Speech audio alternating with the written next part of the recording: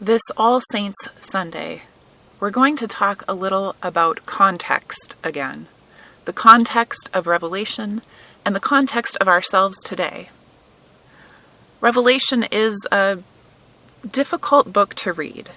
It is. It was written for the communities of Christian faith in a time of oppression, persecution, in a time when things would have felt hopeless. The time of the Roman Empire, when keeping Christian faith was difficult, if not dangerous. In our passage for today, right at the center of it, is the presence of God, of Christ, of the Lamb, with the faithful. It is a message of hope in the midst of hopelessness, instructive and encouraging to those who would have read it. And in the midst of this context of the world, and context of the text between seals and trumpets, is worship.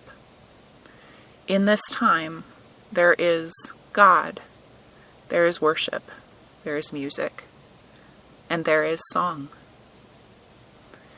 In our own context, it sometimes can feel day to day or year to year, maybe even moment to moment sometimes, that there is so much, there's too much with so much going on. So much going on in our lives, in the world immediately around us, and in the world as a whole. But there is encouragement to be found. Encouragement to persist, to keep going, and not lose that hope. Encouragement to keep the faith.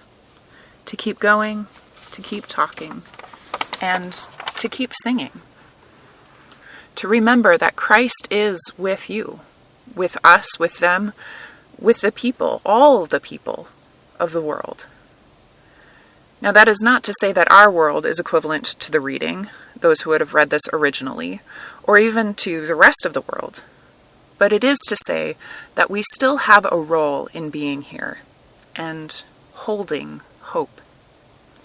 Our movement of the symphony is happening right now, and we are called, invited, compelled even, to play our part, to fill in the measures of the music that are ours to continue, just as all those before us have done. In our reading, this great multitude that no one can count is an amazing image, a vision of the eschaton, a revelation, and a hope. Because if you've ever been part of an orchestra or a choir, you know the awesome brilliance that is everyone coming together from their different places and experiences and backgrounds and everything else, and working together to create an amazing moment of music. It's not a one-person show. It's something that takes everyone. And something like this great multitude, is a moment where I think we can zoom out and see the scope of that, the multitudes singing. And remember that we are called to play our part now too. Not just someday or then, but now. To fill in the measures of music that are ours to continue, just as those before us have done. In a song that stretches back to the beginning of time, and forward to the fulfillment of it.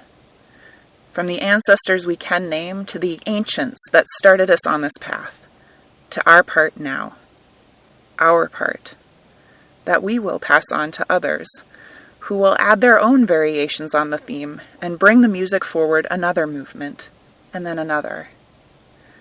As we remember the past and generations before us on this All Saints Sunday, we think about that, and about the part we play now. Amen.